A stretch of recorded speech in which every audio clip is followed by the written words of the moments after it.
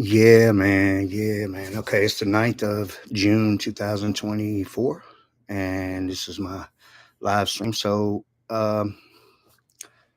Let's see here. I'm just gonna make sure everything's set up right.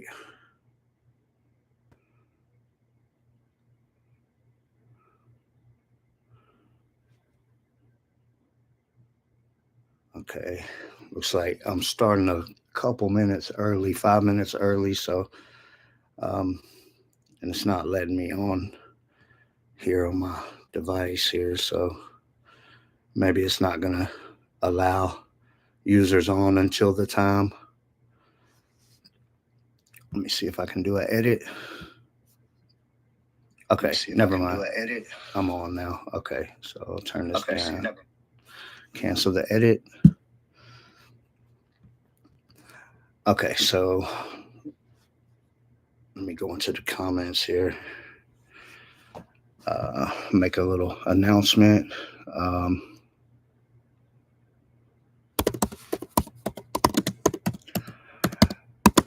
whatever topics you want to discuss, the live comments will be gone after the video ends.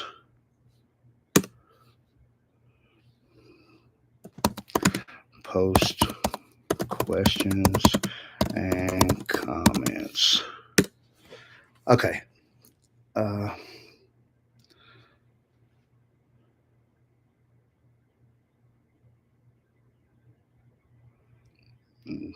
Looks like the likes are disabled. How is that possible?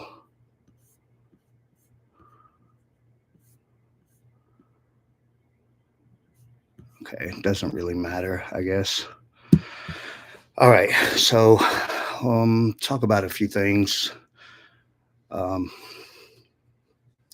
I see that it's displaying incorrectly the amount of users on here. There won't be a lot of users on here because I don't have many members, but that'll give us the opportunity to take the membership questions and have a more personalized conversation. I'm willing to talk about whatever you guys want to talk about. I have a few things that I want to talk about, and so I'll go ahead and get started on those things. The last week or so, they've been putting broadcasts in my eyes a lot, and I was talking about this a lot a couple of years back, like 2 or 3 years ago, and they were doing it a lot then. And it's kind of sporadic how they do different things at different times. And they'll wear out one type of attack and then make another type of attack their go-to thing for a little while and then kind of rotate around to different things. And overall it's the same group of people, and sometimes they might have a different buddy that comes on with them, and then maybe that particular person likes to attack eyes or something like that. And um, I'm sure there is situations where certain people get like turned off, or like, you can't come on here. You're making too many problems, because it is a problem for them when I start doing live streams and a lot of videos and thousands of people watch all of this stuff, and it's a problem for them. And if one person is causing too much of that, um, then they might get turned off to my channel by the person that controls my neural monitoring and basically has possession of the account of the profile online, and is able to allow different people to have different access levels and be able to use different settings, like as far as connecting or being able to have a broadcast on me or attack me with a broadcast that they control. uh, so those things can happen, and you do end up with some power, um, if you take the right actions against them. And one of the big things is really it's publicity. And um, the more stuff that I stir up about them, sometimes they will back off a little bit. Sometimes they'll do it more. So it's not like, oh yeah, if I talk about it, they're going to go away. It's not. It's just not the truth. But they've been putting this, and you can feel it. This broadcast, like they put it on my face and in my eyes, and it's almost like some kind of dust particles are just oozing like a slimy dust oozing over my eyes, and it cakes up in the corners of my eyes. And I have to go and like wash my face, and it'll get rid of it for a minute, and then they put it right back. So it doesn't really help, but then it kind of does. But um, they've been doing that a lot lately. And it was one of the things that they were doing a lot lately in the past, or doing a lot of in the past. And um, I talked about it a lot then, and I actually went and got my eyes checked out, and I ended up getting glasses. And I don't like to wear them because I could see maybe a little better with them, especially like really up close. But overall, it makes my eyes worse because when I take them off, I can't see that good. And so I feel like I just don't want to wear them all the time. And I think with glasses, it is a thing where you kind of need to wear them all the time, or not wear them as much as possible. For me, that's been the case, and I choose to not wear them as much as possible because I can see pretty good without them. But it does seem like, because after a little while, my eyes kind of got back better. They seemed like they were improving. And I feel like it's because they got off of my eyes with all this broadcast stuff. And I have some theories about broadcast stuff. I feel like with broadcast, um, I feel like they could use broadcast as vision correction. So, like, say if you had your own neural monitoring, you could say, "Oh, well, I'm 20/40, with my vision, and let me set my broadcast to that, and just like put broadcast where not where it's like over your eyes and on your eyes. I mean, like where it's bothering you, but maybe out in front of your eyes where it would actually correct your vision." And I believe that broadcast could be used in that way, because they can put broadcast in front of your face to make things blurry. Why wouldn't they be able to do it the other way? And but also I feel like when they constantly do a particular thing, like always putting broadcast where it's like caked in the corners of my eyes, and you can't wipe it off. You have to like go wash it off, and then they can put it right back 20 seconds later. So I used to carry around like a wet rag when I would be at work or something, because they were doing it so much.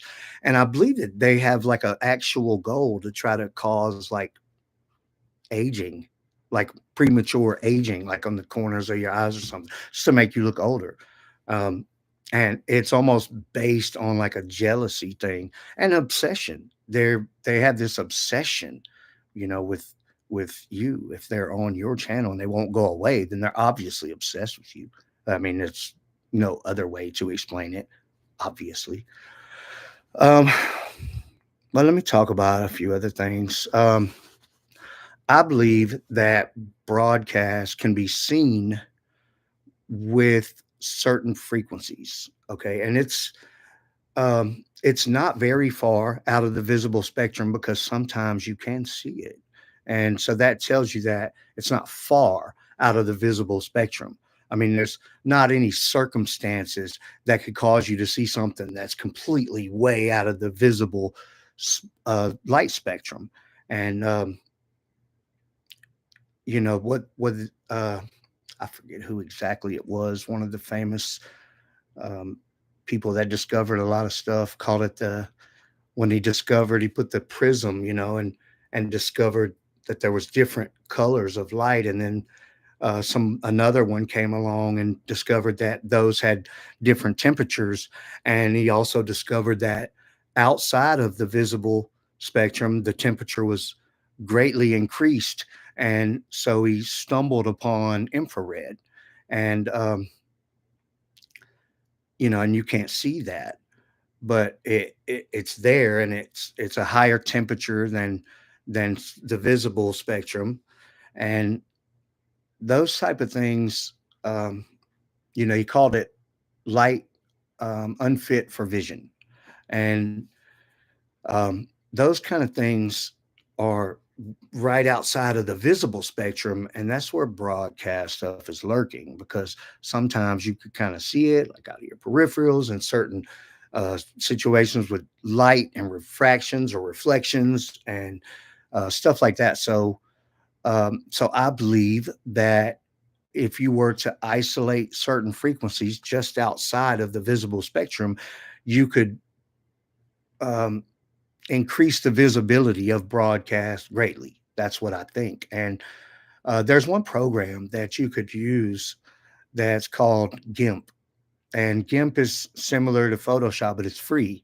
And it's something you would use on a desktop computer, like a real computer. And um, you can actually learn about it though and go into the settings and isolate like certain frequencies. And if you were to get good at something like that, you would actually be able to say, okay, well, I want to see this frequency that's just outside of the visible spectrum, and then you know hit apply for that setting, and boom, you might be able to just see broadcast very well. And I think in that aspect, we could probably pinpoint where the broadcast is at, what frequency is on as far as the light spectrum. And because something like one of these telescopes that they put in space, and they show you these pictures of like all these clouded nebulas and different things, and a lot of that is not visible spectrum stuff, and they're processing that stuff and making it visible with different.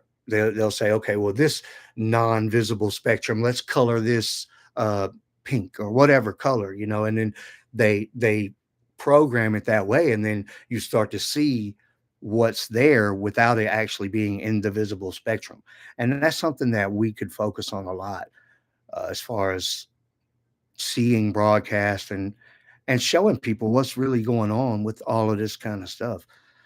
um, so let me shift gears a little bit and talk about um, programming or coding and meta and the Facebook stuff, and like probably a lot of the big tech companies. The Meta is one of the largest companies in the world. Okay. And the reason I talk specifically about them is because um, I know that gang stalkers use the Meta platforms to do their live streaming stuff.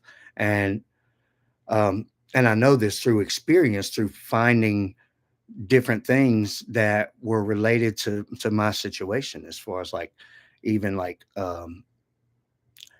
profiles that have my things embedded into them, um and secondary, basically clones of my assets on Facebook, like an asset, like a group or like a page, where they would make their own version of my thing, my page or my group or something like that. And not like some copy that's they made a one that's like a knockoff that looks like it, like the actual one, but based on, it would have everything that mine would have, plus would have their stuff, and it would be like a customized application that they would create that, um, and maybe even host it on their own servers, but it's based on the Meta platform, and that's how gang stalkers operate. And I'm sure that other big technology companies like Google and probably even Apple and Microsoft, I don't know, but I know for sure that Meta has a deep involvement with neural monitoring and gang stalking, because that's what they use in a lot of cases. And I've seen people access neural monitoring stuff through secret ways on the Meta platform, even in their own stuff, where it's not like gang stalking me, but going on their own stuff with, hidden features that they've built into a custom application that they've made for Facebook. And so um, that's a big deal. I've got videos where they've created separate logins for like my accounts, and they're on this channel, so it's not like just stuff I'm sputtering off. This is like real stuff that I've shown on this channel. And Meta has a deep involvement with neural monitoring and gang stalking, and they know it. And so I guess I would start by saying that I'm not suicidal and I would never do anything like that. Okay. So if something were to happen to me, I didn't do it to myself. And that's a promise. And I don't feel that way. I've never felt that way. And I would never feel that way. Um, and the reason that I say that is because um, it's deep, companies like Meta, They give hundreds of millions of dollars to political parties for campaign contributions and support this and that and all this stuff. And they parade them out in front of like the CEOs and in front of Congress, and they grill them about this and about that and say, oh, blah, blah. But it's all a show. It's just an act. On the deeper level, um, these political parties are receiving hundreds of millions of dollars from companies like Meta, like specifically Meta and these other companies, but we're talking about Meta now. Um, so it's dangerous and on some levels to talk about this stuff openly and to talk about exposing this stuff or what's really going on behind the scenes, and because it could ruin $1 trillion company or $2 trillion company. These are the biggest companies in the world that are bigger than most the GDP of most countries. So it's a big deal to talk about it. And if I were to start to have some success in convincing people with real evidence that these things are going on these platforms, my life would probably be in danger because of all the the deep roots with the political parties and the billions and trillions of dollars that are at stake when it comes to something like that. So um, I'm gonna get to you guys in the comments in a second. In a few minutes, I'm gonna talk about this for a few, but then we'll talk about whatever you want to talk about after that.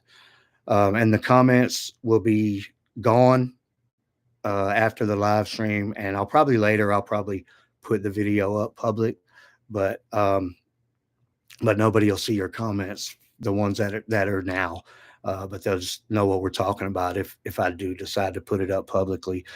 Um, but with Meta, okay, the developer side of like Facebook or something, and you can use the developer side and upload like the SDKs is what they call them, and it's like a set of coding and languages. So you could get like the PHP SDK, and this is what they use to like build these custom applications. And you could start off with like a standard version and go in and change it into like whatever you want to.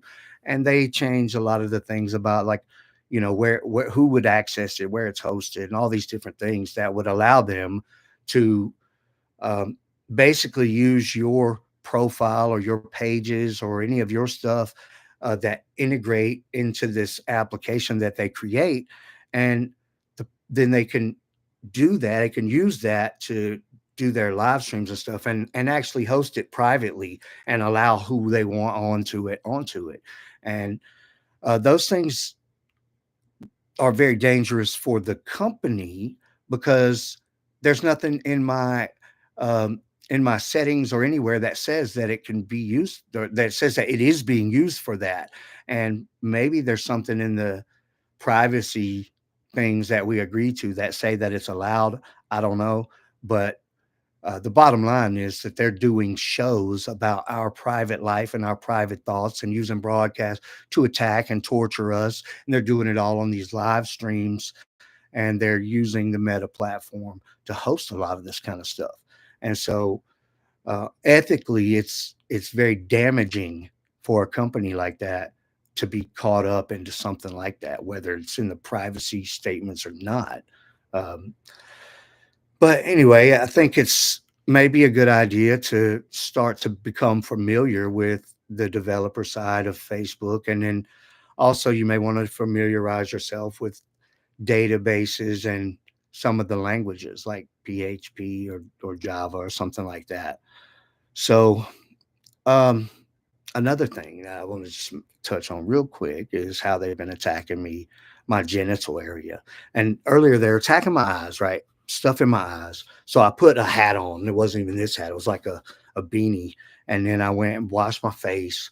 And then I came back and got back on the laptop. And I'm reading a book for one of my classes about coding and uh, working on some assignments and stuff. And seems to upset them when you start to learn, like learning is prohibited. And so after I wash my face, they're like, all right, you want to do that? Well, we'll do something else. And they start attacking my genitals. And this is something that they do on a very regular basis. And if you read the description of this video, I kind of talk about why it bothers me and why it's, I mean, obviously we know why it bothers us. It's painful. They're attacking your private areas. It's horrible. But on top of that, I get very concerned about what the effects could be because, like, if you um, do something with a woman and then she becomes pregnant and then you put something in there, and then the egg and the woman herself and her genetic codes and everything else get kind of embedded into that creature, and it causes um, them to have genetical similarities to the mother and the father originally too. So, but what are the effects of this broadcast? Because this broadcast is like containing a lot of data and it's like mind control. So, like, that's the same way, like, they can read what you're thinking, and sometimes you kind of get what they're thinking. And could that have an effect on a child that was not born yet? And could it alter the genetical coding and the DNA and cause that child to have some traits or genetical features of a gang stalker that was broadcasting with all of this EEG mind control type of stuff? And it's disturbing to think of. So that's one of the big things that bothers me about them attacking my genitals. And then you wonder if it could make you sterile, or why are they doing it? And why are these grown men getting on mind control, putting this thing on their head and then controlling a broadcast? And with that, they go and attack a man's genitals. Why would they do that? It's a very sick mentality and a very sick thing that they're doing. Okay. So a viewer says, yes, gang stalkers use Meta. I heard there was a subreddit about my case other than a Facebook clone. It's very possible that they use Reddit also, and other social medias, and Google and everything else probably. Um, if you just do a search or something like that, you wouldn't find those kind of things. But there has been circumstances where I have found those kind of things where I found a guy's profile that I knew was one of my gang stalkers, very closely associated with the person that has my neural monitoring. And I did a search on them, and a profile came up. And on that profile, it had not as like a post, but like embedded into like the information above the post, like the profile itself had my pages and or one page and one group embedded into that profile where they had made that. It's not a feature that you can do in the settings to create something like that. And even if you could, you wouldn't be able um, to make your profile have somebody else's stuff embedded into it. And then there was all these like posts and different things related to like gang stalking. And so um, there's nothing in my information in my settings or profile anywhere that would show that somebody has that, and um, it was real sneaky, and after I got their screen recording video, that was this whole thing where they deleted it, and then um, I recovered it and they deleted it again, and they didn't want me to have that because it's not something that's allowed, obviously, and it's something that proves too much. So it was this thing, and I turned the device off, and I've had it off ever since. But after that, it was not something that would come up in a search again, and so they're able to put it out there, and maybe I was able to find it because they were on my device, and things get crossed up. There's times when I'll like do a search, or like, I might search for one of my things, like a page that I have or something. And when the page comes up, also two or three of my gang stalkers will come up in the search with that page, but they've never associated on that page, or not publicly, like where I can see on a user level. But things get crossed up with databases and stuff, and it like makes things come up because relational databases have relations to other things. And if it's related to that other thing, then it might come up if you search for your page and something in the database has these gang stalkers related to it, then they might come up too.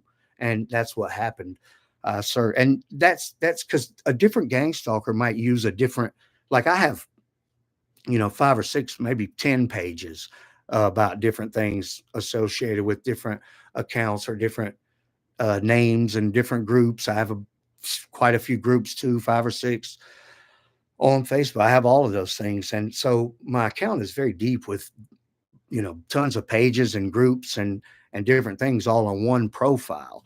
And if I do a search for like a specific group and specific gang stalker, somebody that I know personally that I know is a gang stalker, and then they come up in a search with that page, like right under it as a second result or something, but they've never posted on it. They're blocked from my profile, um, but they will come up like that. And it's because somewhere in the database, there's some relation to that page. And so things get crossed up like that. And it shows you, it's very damning for them because it shows you that they have an association with that page. So if you have 10 pages, you'll probably have 10 different gang stalkers that are each using one of those pages with their with the version that they've coded into a private application, and that's what they use. So each gang stalker use a different thing, and that's where they'll run their live stream. And so it gets kind of deep like that. But that's really why I started studying all of this stuff and going to school for it. And I wanted to start from the ground up and have the structure of school, So, but just now, even 3 years later, I'm just getting into the advanced programming classes, and I've learned a lot about databases and different things associated with all of that. So it's starting to get more advanced, and I have no intention of stopping. But definitely the developer side of Facebook and having the knowledge of how databases work and some of the languages like PHP, they would get you far into discovering some of the things that gang stalkers are doing on your accounts that you could never find otherwise without having some sort of developer skills on the other side of it. Um, Kev, have you ever heard of the possibility that you have your own MAC address, like emitting from the body? I was led to a paper that discussed how to find a Bluetooth MAC address on yourself. Um, I would say, yeah, it's possible. What okay, so if that was true, okay, I'm not saying that it's impossible because it is 100% possible, but if that were true, it would be your broadcast frequency that would have the MAC address. And one thing that I've observed over the years is that it would appear that a gang stalker that is broadcasting. So, say if they get on mind control and they have a hologram representation of themselves somewhere else, and they're living as that with like they can see the view from it in their mind. All this stuff comes to their mind. Like normally you might have stuff come to a screen and you would interact with that like a game or something. But in this case, the broadcast would be somewhere else. They would receive it into their mind. So they're effectively living as a broadcast to be somewhere else. And that broadcast that they're living as, that hologram, can have capabilities like that, like Bluetooth or Wi-Fi or something like that. And in that case, their broadcast would be able to have a MAC address.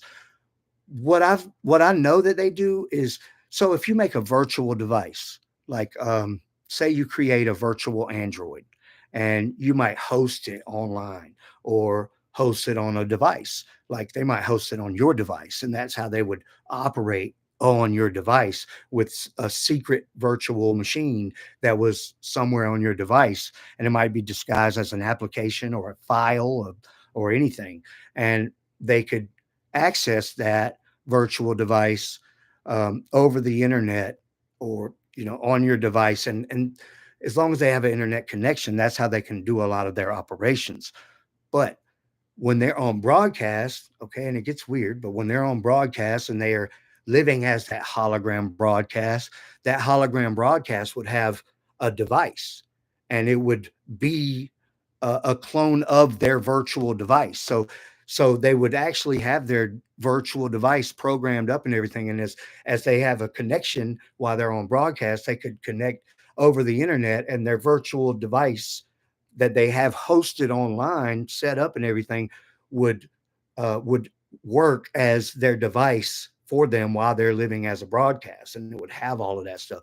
And a virtual device would have a MAC address, but this satellite neural monitoring system is integrated with real hardware and internet stuff somewhere where they can, because a broadcast in itself, um, as far as I know, can't process information, doesn't have computing power. So they need hardware. And so that's why they like to be on our devices and always have access to that kind of stuff. But it does appear that the broadcast itself would have Wi-Fi or Bluetooth or both or different types of capabilities, and those are broadcast things anyway. So the word broadcast could be used in 100 different ways, and a Bluetooth signal is a broadcasted signal, and so is a Wi-Fi, and so is a hologram broadcast, and a radio signal, and a TV signal, and a cellular signal, and all of these things. So it's just all on different wavelengths on different frequencies. So, um, but yeah, a MAC address. I mean, you personally probably wouldn't have a MAC address, but your broadcast would, and that would be, what matters in that conversation. Um, a viewer says, "I'm attacked hard when I go to bed, and sometimes when I close my eyes, I see shadows of people with earmuffs on." Um, I get attacked probably the most when I go to bed.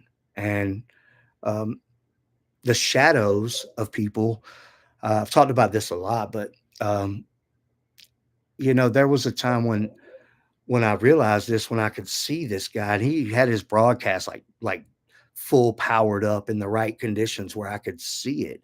And he was going across my backyard, and I could see from my floodlight that it was casting a shadow. And that moment, a lot of things made sense to me. For example, like when I very first started, and I would be completely terrified, and like hiding behind this recliner under this doorway in my basement, because I just knew they were about to kill me, and that's how they were acting, like they were about to kill me. And they had, I would see the shadow from the through the door, like the door had a glass window in it, and there would be a shadow, and it would look like through the door, and I could see this shadow, and it would look like a man standing right outside the door with like an assault rifle or something.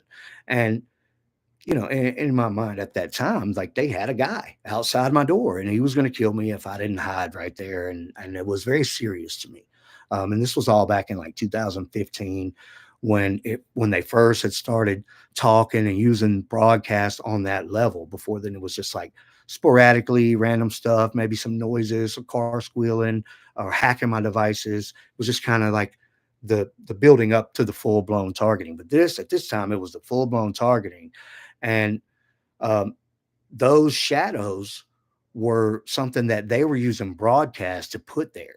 And it all dawned on me later when I saw the broadcast guy, and it was this guy, James, and he used to be like one of the big time gang stalkers on my channel, and I knew him personally through some other people. That the person that has my neural monitoring was close to them, and that's how I met him. And I probably met him 10 times, but and then he turned out to be one of the main gang stalkers for the first few years on my channel. And but it was his broadcast that I saw, and with the shadow, and I realized then, I was like, the broadcast can cast a shadow.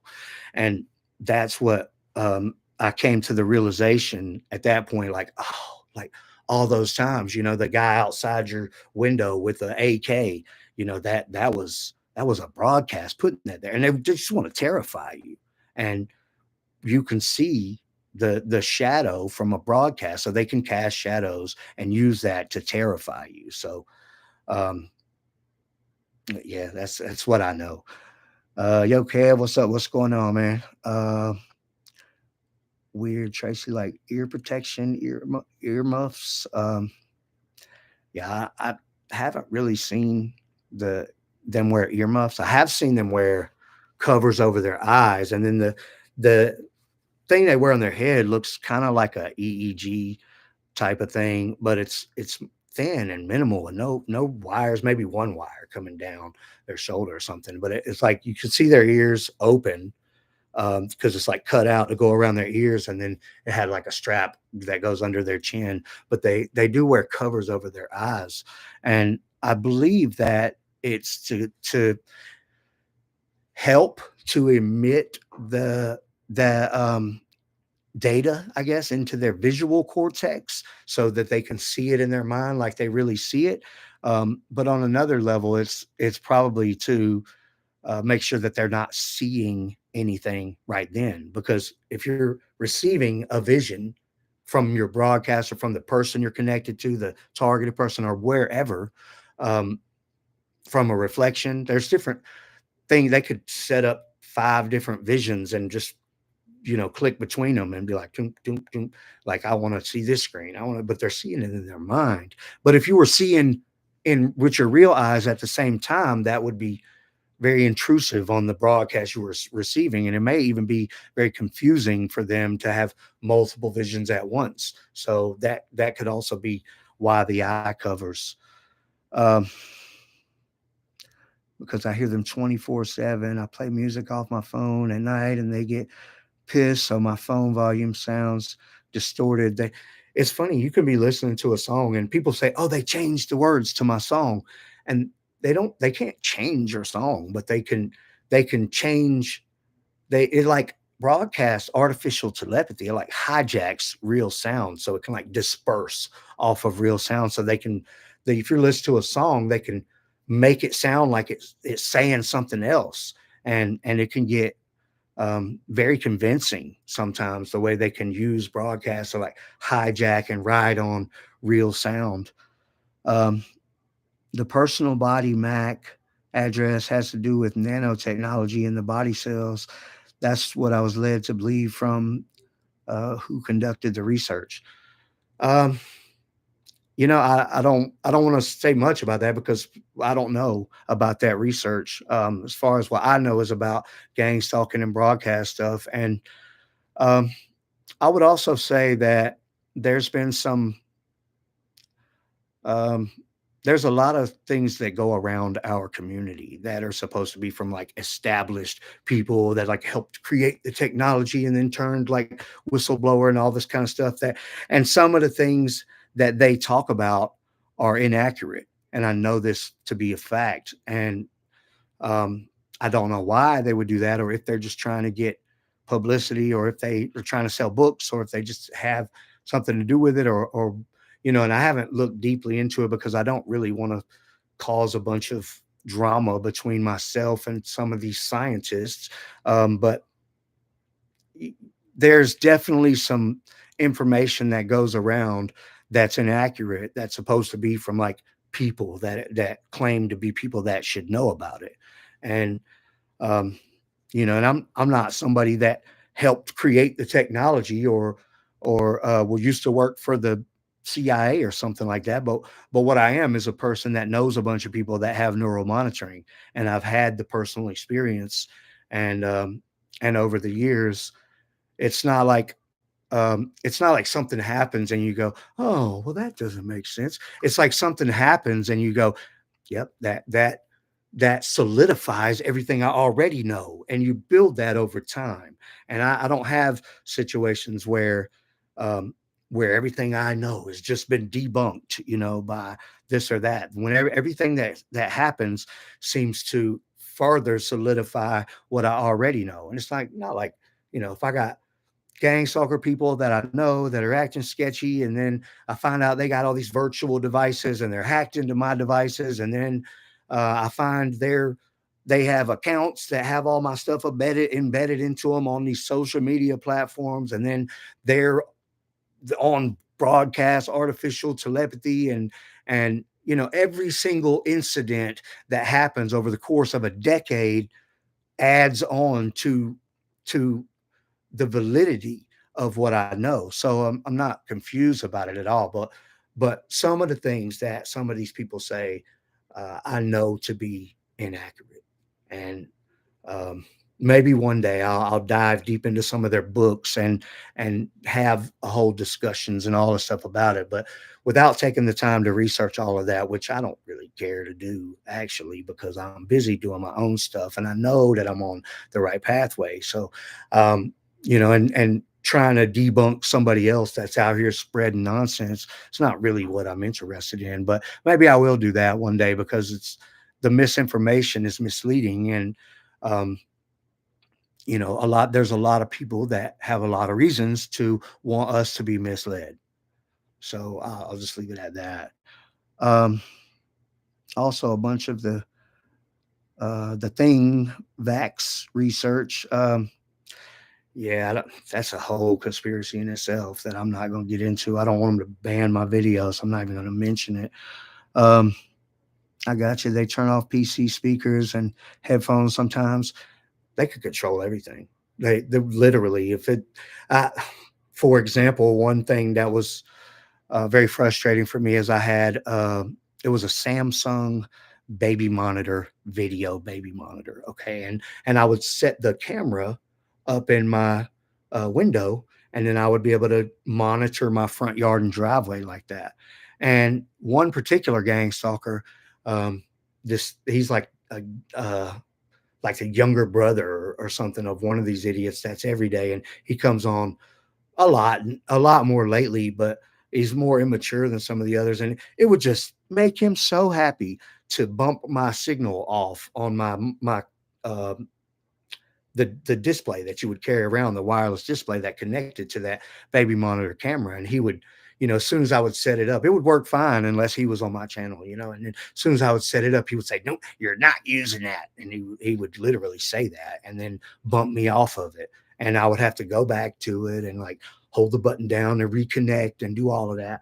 And that's one of the things that they talk trash, especially like once you know it's them, and they're the ones doing a lot of the stuff that happens. And they don't try to hide it anymore. And it's not a thing where they're trying to be secretive. They're like the guy James was talking about. In the beginning, he was secretive about everything, and he was very careful not to let me know that he knew what I was thinking or that he could see what I could see. And it was devastating to me that when I found that out, like I wanted to cry because that's one of the hardest things is that you can't keep a secret, because as soon as you think about it, they know it. And so it's very devastating. But there's some gang stalkers that are um, they're better at it. They're more intelligent and they're better at it, and they can keep secrets like that better. And then the ones that are very abusive and like to attack you and show you they have the power. I can do anything I want. Those type of gang stalkers, and they're bragging. They brag about it. They brag about it. So they'll say, "No, you're not doing that," and then they'll disconnect you from your internet or like block your internet where nothing will upload. You can't get on the website. They'll do all that kind of stuff. And but they brag about it. They tell you they're doing it. And those are the same ones that they're not that good at anything else. So they have to feed on that power that way. It's a psychological thing, because they're not smart enough to be um, any better at it. And so yeah, they can bump you off of any kind of signals and stuff like that. Um, yeah, they used to play around with my phone a lot. I used to use Androids, and Androids they play around with Androids a lot more. They can definitely do stuff to your Macs and your iPhones and iPads, but they definitely like you to use Androids more. And I think there's a lot more capabilities as far as like open source things they can get in and do. And if they make a virtual device, they typically make a virtual Android. And if they want to be real advanced with it, they'll make a virtual Android and host it on a iDevice like an iPad or iPhone, or have it on a hosting package online. But they have more things. Like when I was using Android, it was so bad, like I can't use it effectively because they're using it so much. And if they wanted to, steal files or get rid of files, or I mean, I got hundreds and hundreds of videos about it. Especially you guys on the membership levels, you can find thousands of videos, and I would show the things that they're doing on my devices, and it was very difficult for me to use an Android. And I had a very nice Galaxy phone that I had to quit using after no time at all because I couldn't use it because they're doing so much to it. It makes it impossible for me to be productive on it. Um, I don't know if they'll ever quit messing with my devices, but I can tell you that the more you stay organized, calm, organized, level headed, um, you know, keep your evidence organized. It's hard to keep evidence. They'll just delete your stuff. You have to come up with all these different methods that makes these processes that we have to do that are more advanced than just some regular person because you have to take all these extra precautions. But the more you learn about devices and computer science in general, then the less they're going to be able to do, and the more they're going to have to consider going away because you become dangerous. You know. Um, uh, are you live? I am live. I'm live right now. This is live. So, yep, I'm reading the questions off. So, just to give you guys the procedure I'm doing here, I'm going to do this live video, and there's very few members on the channel. So, and I appreciate you guys. You got access to thousands of videos and stuff like this, and I'm sure I'll come up with a lot more in the future. Um, and I'm going to leave it at the dollar starting level entry, which gives you access to a ton of stuff. But as far as videos and old content, I only have maybe 300 videos public, and probably 6 or 7 or 8,000 videos that are on the membership levels. Most of them are just on the basic level to start off. But anyway, what I'm going to do is, like, I'll have this video now and all these comments that are live, so you can ask me anything. We can talk about it personally. I'm not going to say anybody's names. I'll just have viewer said this, and ask me whatever you want. We'll talk about whatever you want, and then when it's over with, though, all this is gone. The comments and everything are gone. So if I do decide to post it public later, it'll start with 0 comments. So this is the live chat, and you have to set it up to do like live chat replay to actually show these later. And I figured it's probably better not to because we can just have our private thing. And then I got you, Kev. Possible misinformation being leaked out. Maybe it is, and maybe it's not. As far as that, what we're talking about. I'm just saying there is a lot of misinformation out there, and um, it was a big thing when I first started doing this, and I knew what was happening. To I learned more and more and more over the years, but in general, like right in the beginning, I knew that it was people that I knew because I knew them, and like I had too many things happen that showed me that this was actually the truth, that they had it. And I knew some of them very closely and personally, like would be around them all the time. And as this stuff started happening, like you could just tell how it all transpired. And I forget where I'm going with this, but uh, yeah, when I first started looking for information on it on the internet, there was none. There was nothing that was accurate. There's a lot of stuff, but there wasn't that much that was accurate. And so that's when I started talking about it. And I think that's one of the reasons that the channel grew so much. And even before I even started YouTube, I was had a lot of people listening to me on SoundCloud and stuff like that, all the way back in like 14 and 15. And I started a YouTube channel in 16. And the reason I started it was because I realized that looking at clouds made them evaporate, and I understood why. Not because it was magic or anything like that. It's because of the broadcast and how it's intended for you to see it. So it is where you look. In general, I mean, it could control a hologram to attack you, but just the overall broadcast in general. But there's a lot of misinformation out there. And some of these people, man, they act like they're part of the people that invented this, and they used to work for the FBI or the CIA, and they know this and that. And like sometimes, like some of these people that say that kind of stuff, like I know they're lying, whether they used to work for those agencies or not. Like I know they're lying because of the things that they talk about of how it works. And I know that they're trying to lead people in a different direction. And it's kind of like when you don't know that a gang stalker is knowing what you're thinking. And there's people that argue it forever. Like they don't know what I'm thinking, they do this and that. And they're playing you because they do know. And when you find out they know it, it changes the game. It's a completely different game. And a bunch of the gang stalkers that are on your channel, they'll go away and a different type of people stay. Because it's a completely different game once you know a certain level of information. But um, when you don't know that they know what you're thinking, say you're thinking like, man, like, oh, well, who put me on the list? You're already talking about the list. Who put me on the list? It's got to be the FBI. Oh, it must have been this or it must have been that. And the gang stalkers that are on your channel, they receive that, so they know what you're thinking. So now they become that. They whatever you thought you were so sure that it is that. Oh, now they're going to play like they're that. If you thought it was the FBI and it was because you did this thing, they're going to become pretend that they're the FBI and they're going to start talking about that thing that you did. And this is why they're here and we're going to watch you. And they play into that. And if you believed it in the first place, it was your idea. Okay. So why wouldn't you believe it when they start to reinforce that is the reason? So and the psychological effect of that is like it solidifies everything you thought you knew.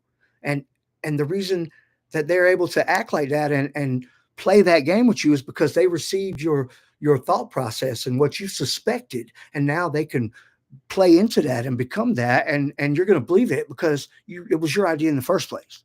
And it makes it very easy for them. So when you don't know that they know what you're thinking, it's complete game changer when you figure that out. And one day, if they talk to you every day, they'll slip up eventually, and you'll start to realize that. But and then after that, they'll have a little fun with it. But then the good ones, the ones that love that, to put on the shows of, where you don't know, they'll go away. And the ones that stay, the braggers and the idiots, they'll stick around and start torturing and abusing you all the time.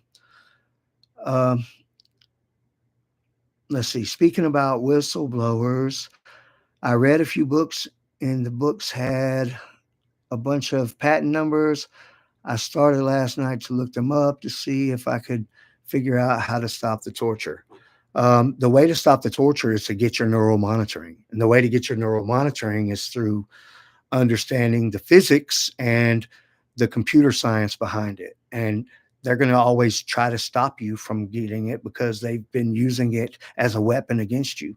But there's only so much they can stop. And once you've learned too much, you'll be on that pathway.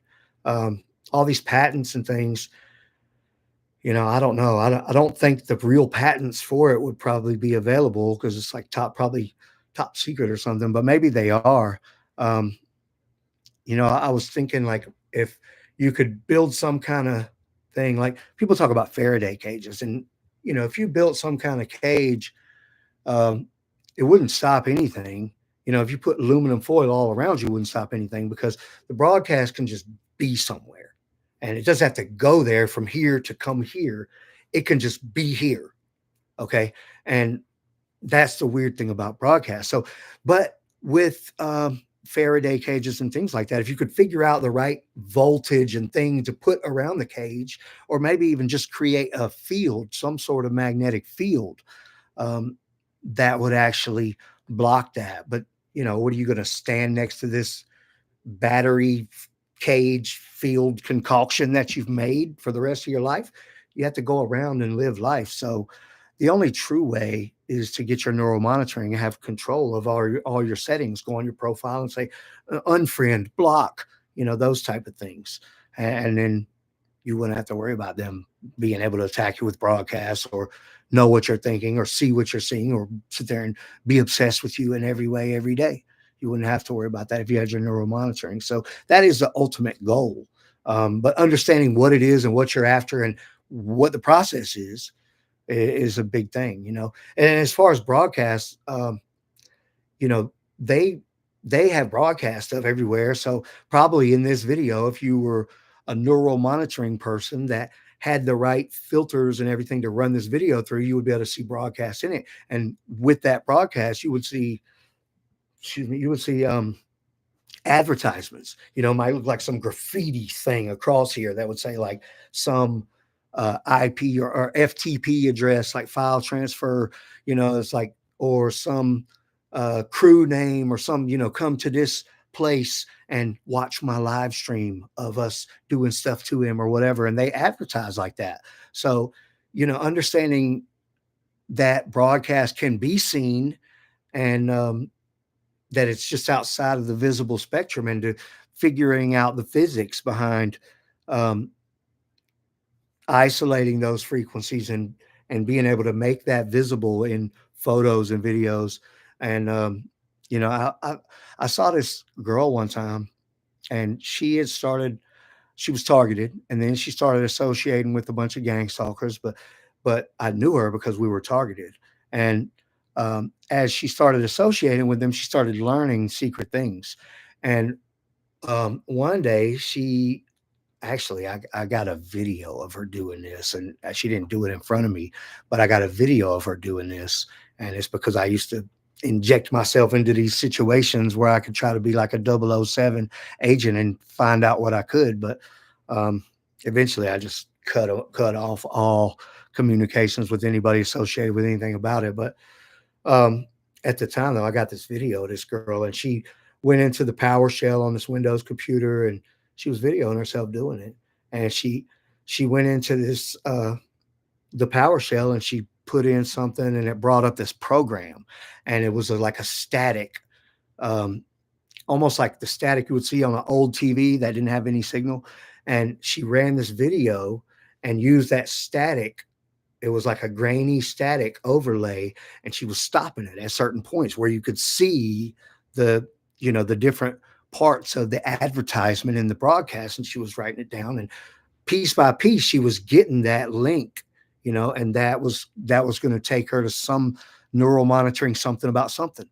And so, witnessing those type of things, and putting yourself in the mix with these gang stalkers, and getting this file or that file, and it's dangerous, but at the same time it's like it's necessary. But um those things build up to your understanding level. And so it's I'm sure not everybody can just go and do that. But and I was lucky enough, I guess, or stupid enough to be around these kind of people, and I'm still not sure if it helped me or hurt me, um, to have all of that. Uh, let's see. The comments are coming in a little quicker, so let me try to hurry up. It's really true that if you get neural monitoring, I will be able to block the telepathy. You would be able to look at it like a social media. Like if you send me a friend request, I can accept it. Okay. And I could also um, put you on a certain level of, okay, well, I want this person to not be able to see these pictures, and to call me and do this and that. And it's very much like that. You can block a person, you can unfriend them, you can only allow them to see this gallery of pictures or whatever. Neural monitoring is the same, but with a much more advanced uh, settings features, like being able to connect to somebody neurologically, and see the, and basically when they do all of this stuff to you, they can't just do it to you. They have to be able to have access to your neural monitoring to create the settings to allow it. So they're on your neural monitoring, like they're on your profile, allowing their profile the access level. Okay. And that's how they do it. So yeah, you could definitely turn them off, and they wouldn't be able to do anything to you or talk to you or see you or nothing. And they'd probably sit there and cry and long for the days when they used to be able to connect to your neurological self. Um, all right, thank you for everything you do, because I've been going through this for 3 years or more, and I didn't know what it was till I heard you talking about all the things I've experienced. Thank you for watching, and that's what a lot of people say is that.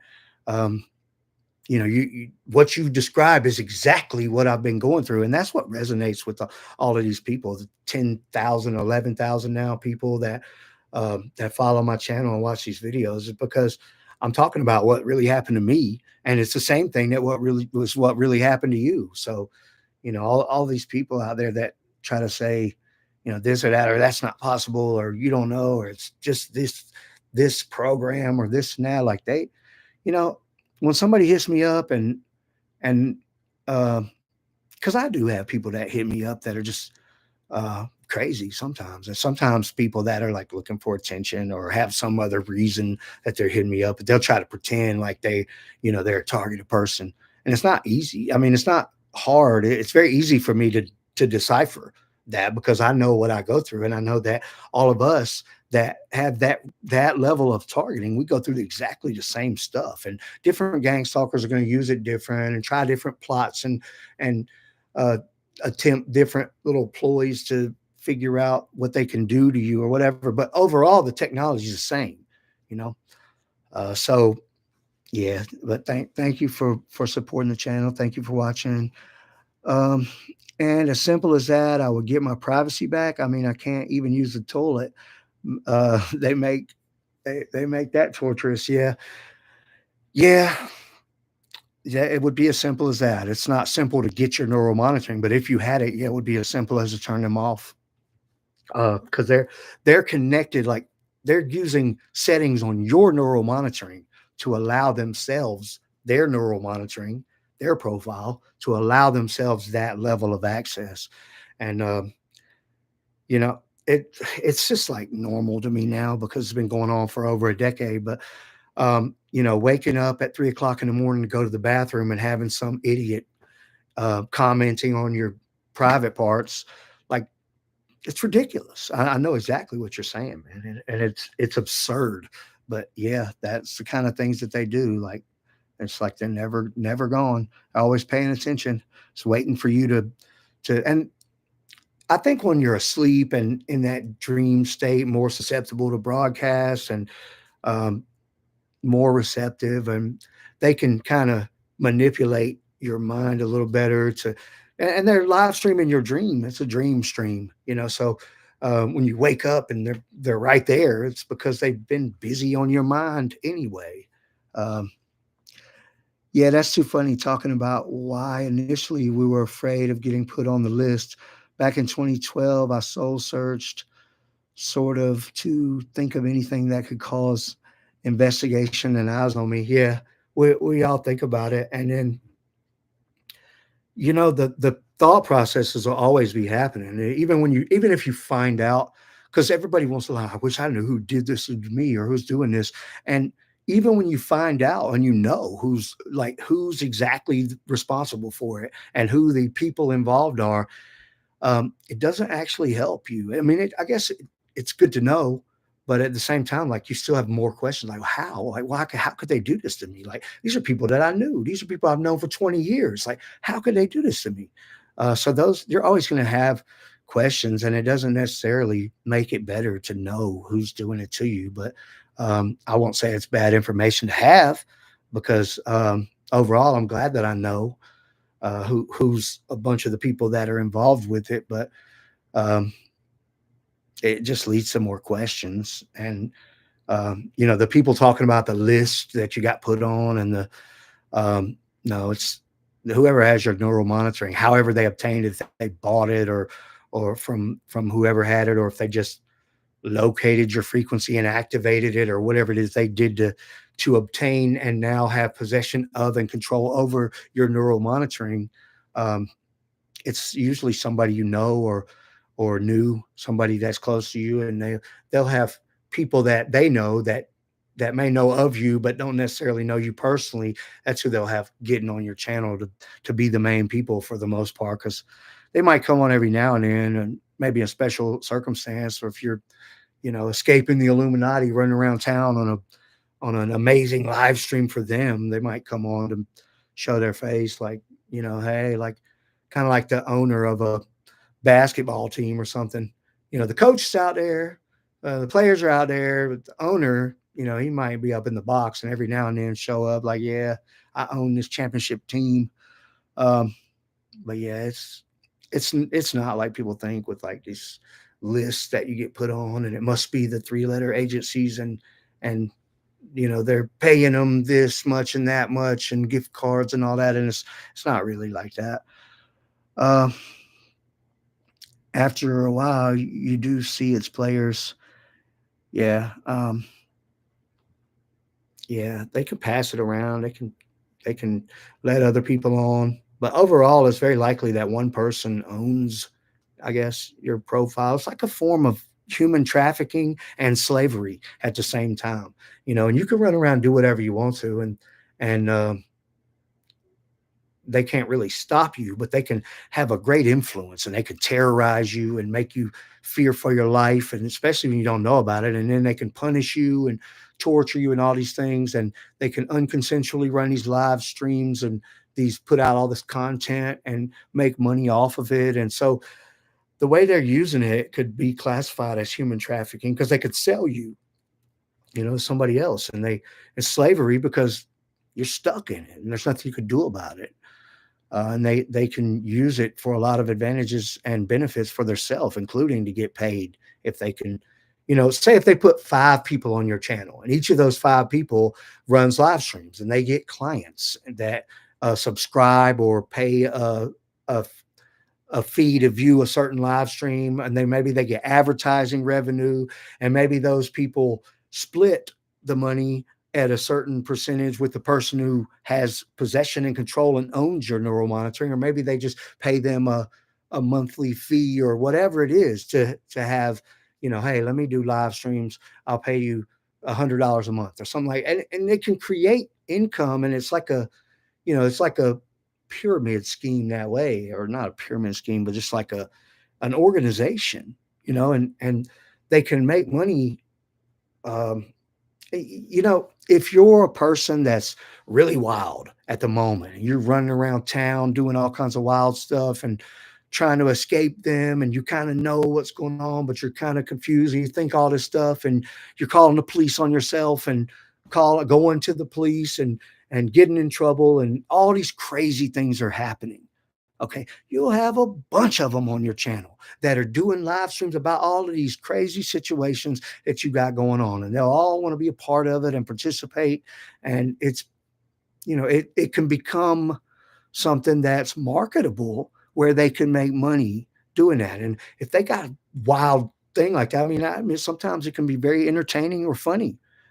Sometimes it gets dangerous and suspenseful, and it's definitely something that people would pay to watch at certain times. So if you're living that wild lifestyle, yeah, it could definitely be something where they're making a bunch of money off of it.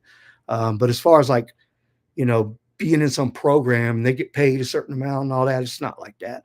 There'll be a bunch of them live at one place on drugs, barely squeaking by, look like a bunch of homeless people, and they literally, pass neural monitoring around between them, and they all have it, and so they can do this, and that's the kind of people that become gang stalkers, the drug addict idiots that barely take showers, and have 10 of them living at some place that looks like a homeless camp drug center. That's and they're not meeting with some agents and collecting thousands of dollars worth of gift cards. It's just not who's doing it, and it's not the lifestyle that they're leading.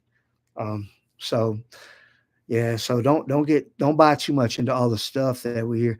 We sleep in a Faraday unit, and it helps us stop attacks that are electromagnetic fields. Yeah, all of this stuff is EMF. So electromagnetic fields, electromagnetic frequency. I started the company EMF Broadcast and all the channels and everything, and they used to always talk about EMF, and I knew this was broadcast stuff, satellite broadcast stuff, and so I said, "This is EMF broadcast," and so that's where all that came from. But they used to always talk about EMF. Um, it does have a lot to do with all of that. It's not a bad area to study.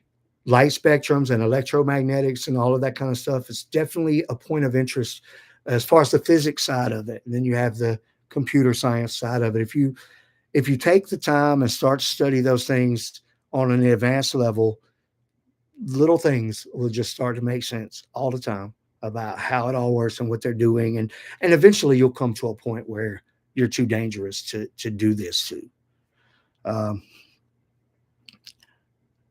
Faraday cages and shielding, it can, It still cannot do anything about scalar signals, their atomic and subatomic levels, and don't have frequency amplitude.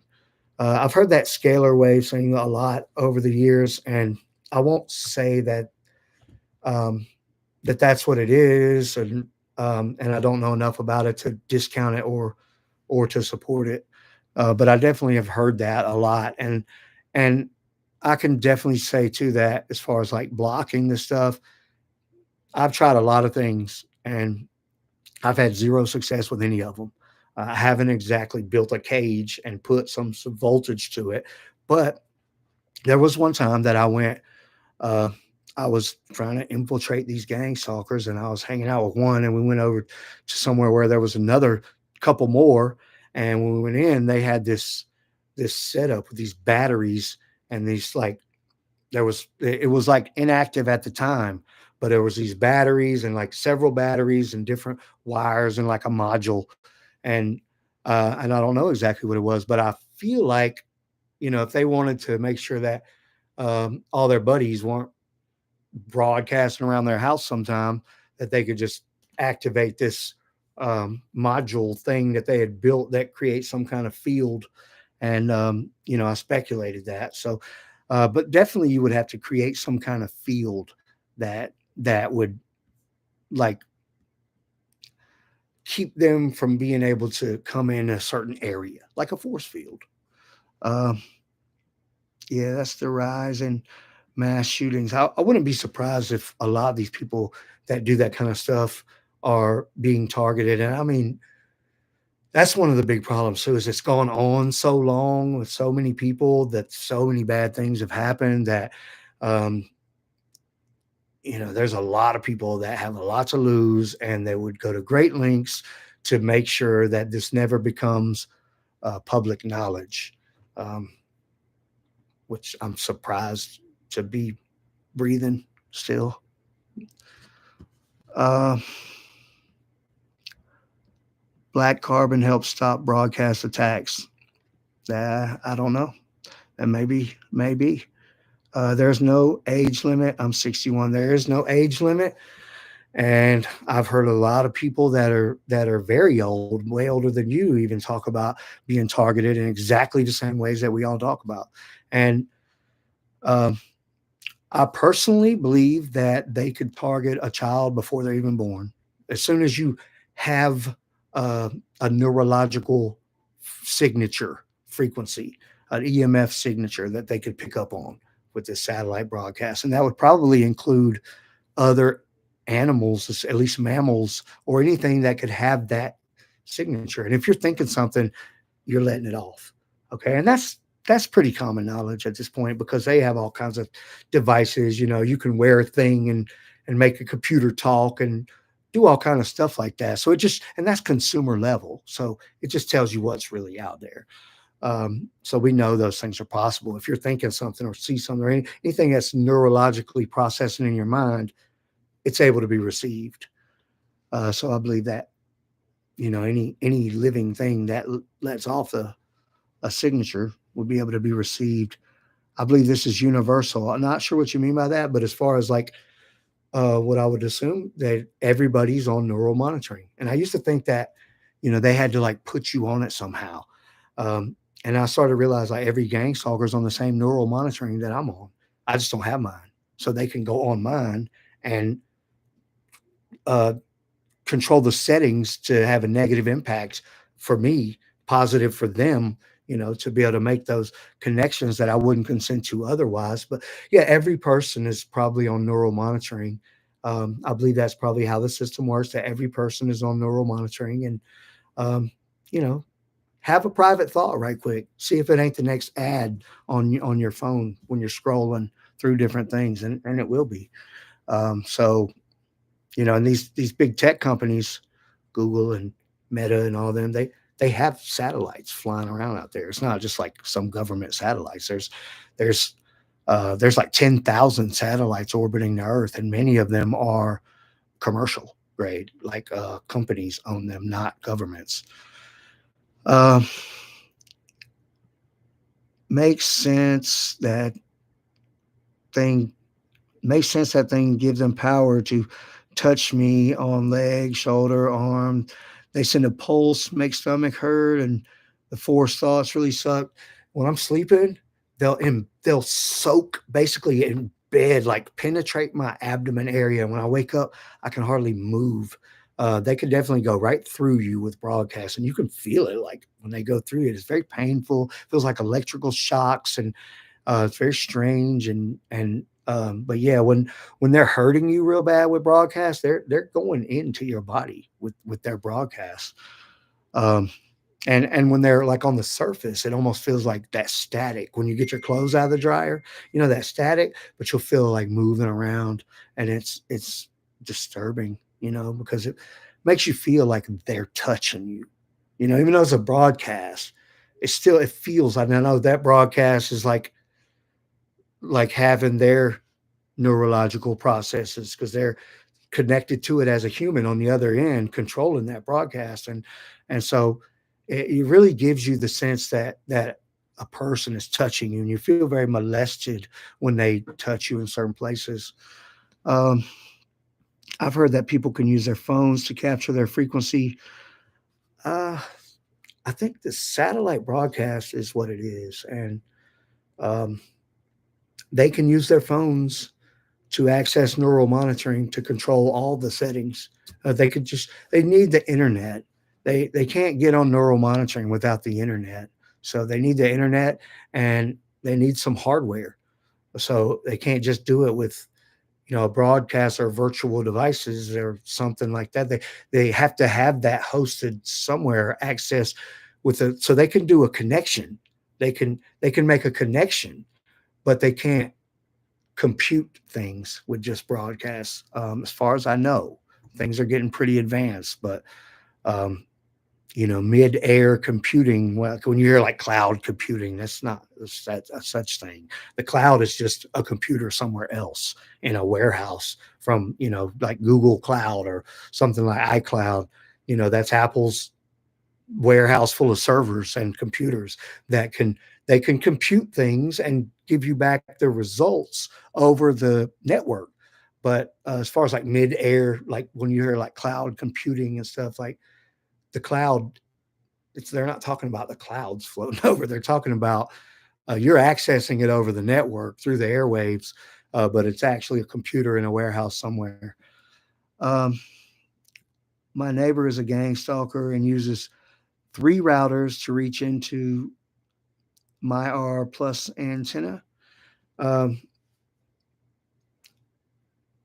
yeah, they love it when you have like a whole advanced system that can't keep them out of, and um, yeah, they have usually routers and switches and probably either a server or some computers that they're using as a server because a lot of the things that they have online as far as neural monitoring stuff, like um, not like the system in general that they are connecting to access neural monitoring, but as far as like the content that they've created, the live streams, the videos, the EMF videos, the different things that they've created about targeting you and about your life and stuff like that, they would have that not open out on the internet. They have it hosted on their own computers, their own servers. That they just turn on their local host or configure their thing as a server, and they can turn it off like that. Boom, turn it off. So they need to have control over it. So they're not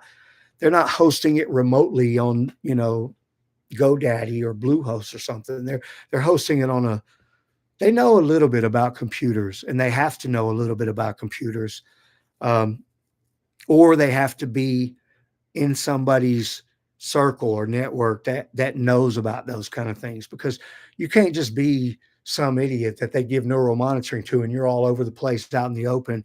They don't let that happen. So even though I call them idiots and a lot of them are idiots, um, they either are half decent with desktop and server side stuff, or they're in a circle and on somebody's network who administrates that kind of thing and keeps control over all of it, because it's not something that they can just have, you know, getting out there too openly, obviously.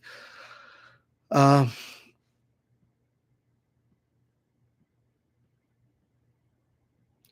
For sure they're going to talk all newborns, e.g., yeah, that concerns me. Messing with babies, born or not born, newborns. I feel like they could have a lot of influence over people, and with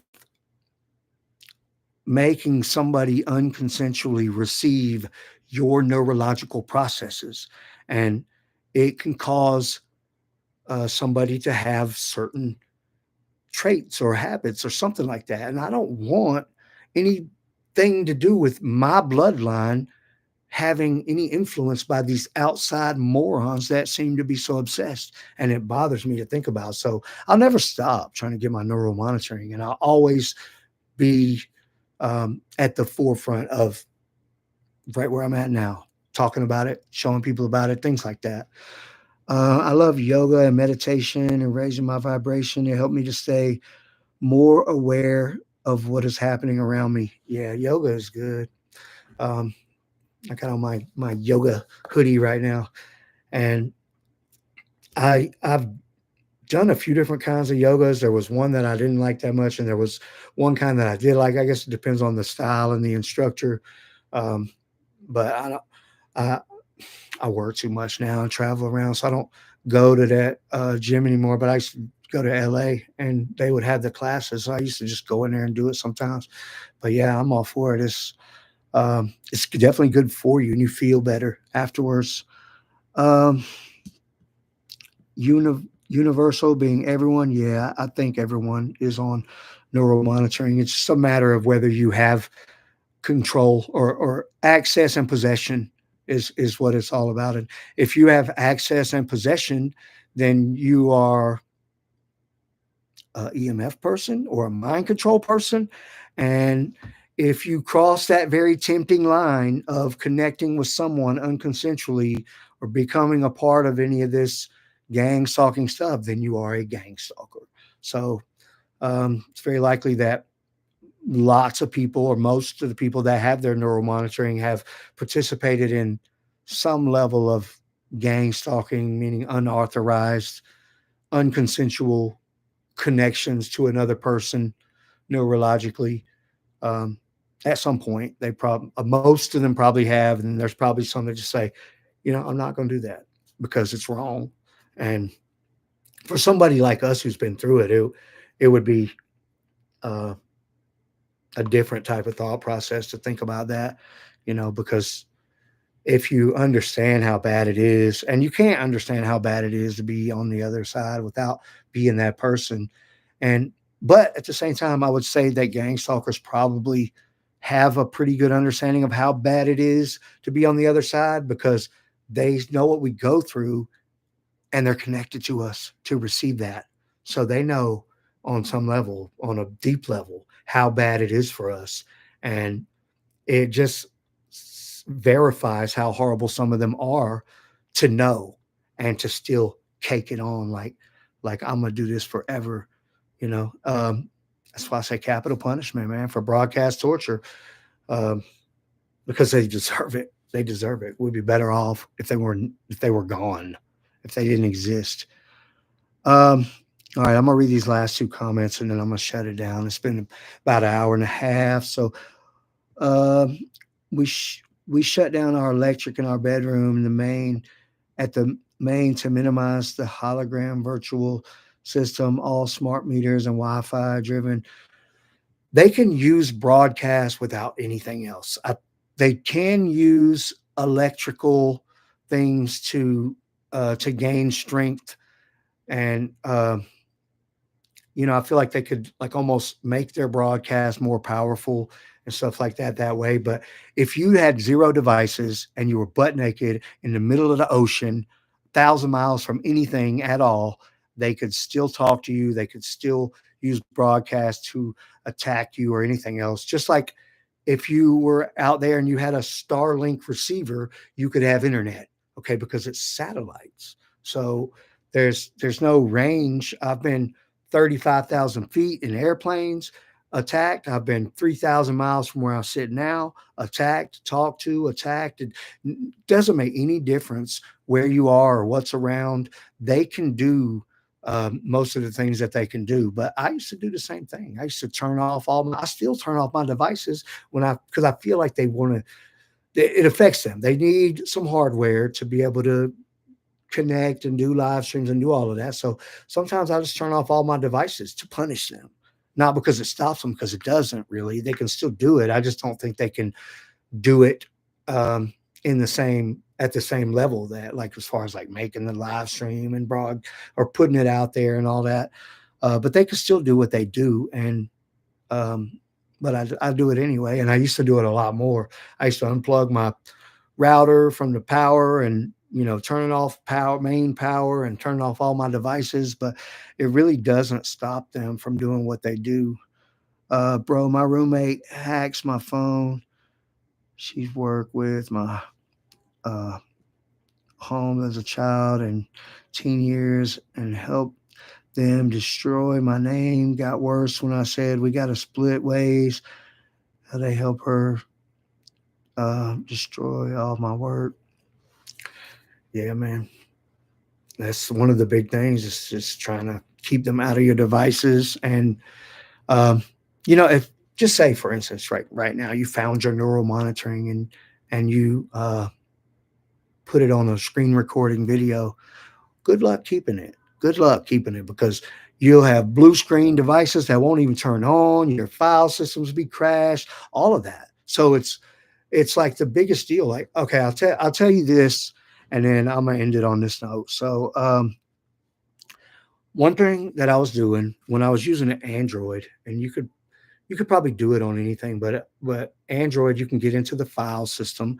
And so I had it set up with an application where I could get into the root file system. And in the root file system, I found a whole bunch of their files and stuff. Okay, so what I would do was I had a USB that would plug directly into the bottom of it, a USB thumb drive. Okay, and so I would go to the root file system and highlight all of their folders and files. And then I would stick that thumb drive in there and then transfer them to that thumb drive. Okay, they'd destroy the process every time, but I would start the process, and within 1 or 2 seconds, I would have the phone in a little safe, shut in a metal little safe in the freezer with the freezer shut, okay, and probably wrapped up and all kinds of extra stuff. And then it would let that stuff transfer. And then I would take the uh, 20 minutes later, I would take it out of the freezer. I would pull it right out, and then I would have all of those files. And it's one of the things that's very difficult to do, is to be able to maintain files that they have, and that you get that are theirs, because they'll just destroy it. And I took this old tower computer that I had before the days of Wi-Fi and Bluetooth, where you actually had to install a card, a PMCIA card, on the motherboard that was the Wi-Fi or the Bluetooth. I had all that installed on there. And so I took all those out where the computer had no connectivity. And then I plugged in that drive, and I would start going through their files. And it took them a couple days. Somehow they did something. They had big time people coming in to help them and everything. And they did something where um, they figured out a way to be able to hack into that and start destroying my files, even with zero Bluetooth or Wi-Fi connectivity. And it did take them a while, but then as soon as they started being able to do that, I had to quit going through, and I was going through and organizing their files and doing all this stuff. And it was like this whole thing where I had figured out a way. But uh, anyway, guys, it's been an hour and a half live stream. I really appreciate you guys watching. Uh, he said, thank you so much for sharing and understanding of these network system. I appreciate you watching and supporting the channel. Thank you guys for tuning in. So I'm not sure when I'll do another one, but it won't be long. So stay tuned, and thank you guys for the comments and participating. I appreciate everything. I'll see you guys on the next one. All right.